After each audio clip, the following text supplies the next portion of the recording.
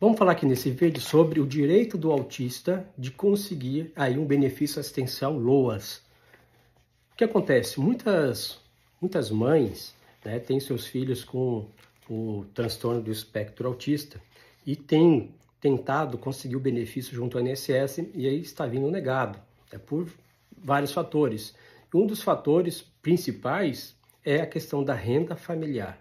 Então vai lá e pede o benefício, o INSS nega. Então é preciso verificar que existem alguns requisitos para que você consiga esse benefício assistencial. Primeiro, uma das primeiras coisas que você tem que fazer é ter o seu cadastro lá no CRAS, né, como baixa renda, primeira coisa. Segunda coisa é ter todos os laudos médicos em mãos, todos os tratamentos possíveis para aquela criança, né, ou aquele adulto que está precisando desse benefício. Então você tem que ir no médico que faz o tratamento, tem que solicitar para ele todos os tratamentos que poderiam auxiliar, né, ou que são cabíveis para o paciente, e aí ele discriminar, precisa fazer fisioterapia, precisa fazer hidroginástica, precisa fazer todos os tratamentos possíveis, as medicações necessárias para ele ter uma dignidade. Também, além da medicação que ele precisa, dos tratamentos possíveis, também se precisar de alimentação específica, também precisa ter esse tipo de alimentação, tudo destacado aí naquele laudo que o médico teria que fazer. Com isso, se você não tem a renda para fazer tudo aquilo ali e comprovar o gasto, se eu fizesse tudo isso aí ia gastar uns 5 mil, mas eu não tenho essa renda, então hoje eu só consigo fazer uma coisa, só consigo dar esse medicamento, não consigo dar os outros medicamentos, eu não consigo dar essa alimentação, eu não consigo fazer esse tratamento médico. O que faz? Faz um orçamento, né, de quanto custaria para fazer o tratamento mensal, fazer fisioterapia, fazer hidroginástica, fazer todos os tratamentos possíveis, necessários que o médico indica, você tem o orçamento. E para que isso? Para que ter esses orçamentos? Porque o INSS ele vai verificar a renda da família. Então eu trouxe para vocês hoje um caso, né, é um processo judicial, onde a família entrou com pedido lá no INSS, o INSS negou o direito dela, e aí judicialmente conseguiram reverter essa decisão do INSS. Vamos ao caso para que vocês entendam a necessidade dessa documentação. Nesse caso aqui, era uma criança com 5 anos de idade, aí o grupo familiar é o pai, a mãe, a criança de 5 anos e mais outra filha. Então, eram duas crianças, o pai e a mãe. A renda do pai, R$ 2.200. Então, o INSS vai verificar o quê? R$ 2.200 passa de um quarto do salário mínimo? Passa, são 4 pessoas, né? 4 pessoas, se fosse o salário mínimo, estaria no limite, mas ele ganha 2.200, ele ganha mais do salário mínimo. Então, passaria desse um quarto desse salário mínimo. E essa foi a regra que o INSS usou. Passou, já não dá. E aí, o que acontece? No caso aqui, é feito o quê? É feito um estudo social, então vai um assistente social na casa e faz um laudo para o juiz, identificando todos os fatores que o juiz precisa saber. Nesse caso aqui, então ficou constatado algumas coisas. Vamos lá.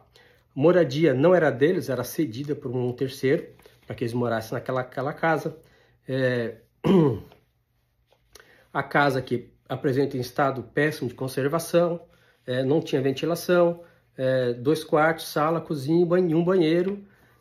Então, só para vocês entenderem que o assistente social ele vai na casa, ele verifica a situação do local onde a pessoa vive. Então, ele faz o laudo, bate foto e registra. Segundo, indagado sobre a doença ou deficiência, informou que a mãe, né, informou que o autor tem transtorno de espectro autista, nível 2, e não realiza as terapias recomendadas pelos médicos por falta de recursos. Aguarda a fila do SUS. A genitora, a mãe, informou que o autor pratica automutilação. Então, o que acontece? A criança ela precisa fazer um tratamento ou vários tratamentos, mas não tem condições. Vai para a fila do SUS. A gente sabe que não anda, a fila do SUS não anda.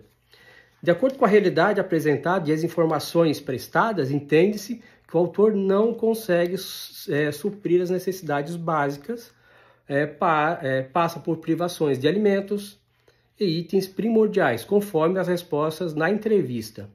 A renda declarada e as despesas elencadas. Então, olha só, é verificado então a renda e as despesas declaradas, as despesas que ela tem, mas também os tratamentos que não consegue fazer. Não consegue pagar as terapias recomendadas pelo médico, aguarda na fila do SUS. Olha só, está registrado aqui, ela não consegue fazer as terapias.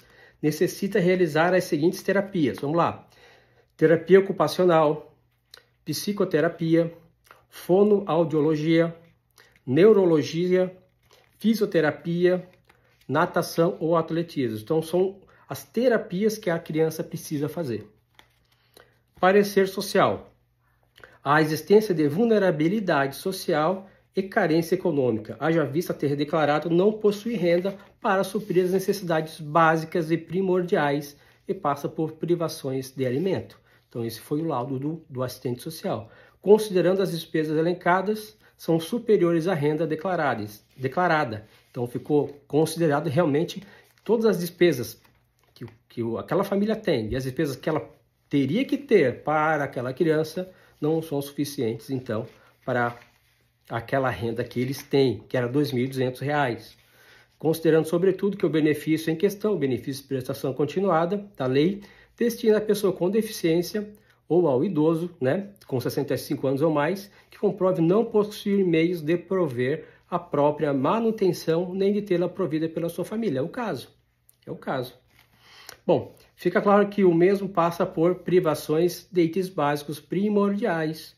Portanto, o estudo social aponta a existência de situação de vulnerabilidade econômica e social. Por isso a importância do assistente social ir lá na casa. Aí coloca aqui, né, a parte autora, a criança, né, a pessoa incapaz, consoante a fundamentação, a carência de recursos financeiros, né, materiais, de forma grave. É de rigor a concessão do benefício. Então está dizendo que tem que dar o benefício porque a situação é grave. Aí depois o tribunal fala aqui sobre os requisitos da deficiência, que foi cumprido, requisitos socioeconômicos, que aí entra essa questão, né, da renda familiar, se o 2.200 tem que ser considerado ou não.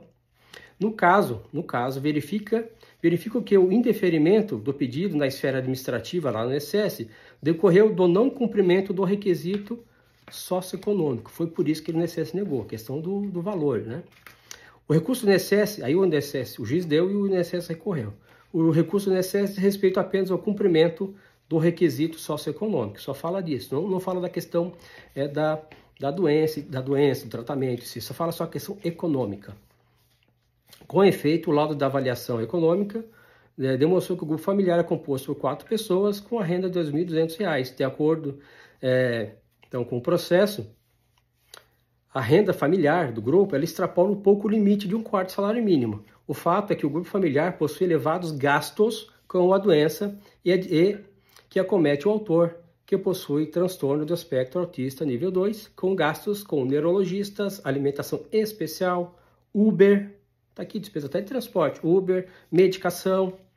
Em suma, diante dos elevados gastos do grupo familiar, com a patologia do autor, tenho que é o caso de ser mantida a decisão do juiz e reconhecer a situação de vulnerabilidade econômica da família para manutenção da sentença, ou seja, manter a decisão do juiz lá de primeiro grau e conceder e manter o benefício assistencial LOAS. Então, se você conhece alguém que tem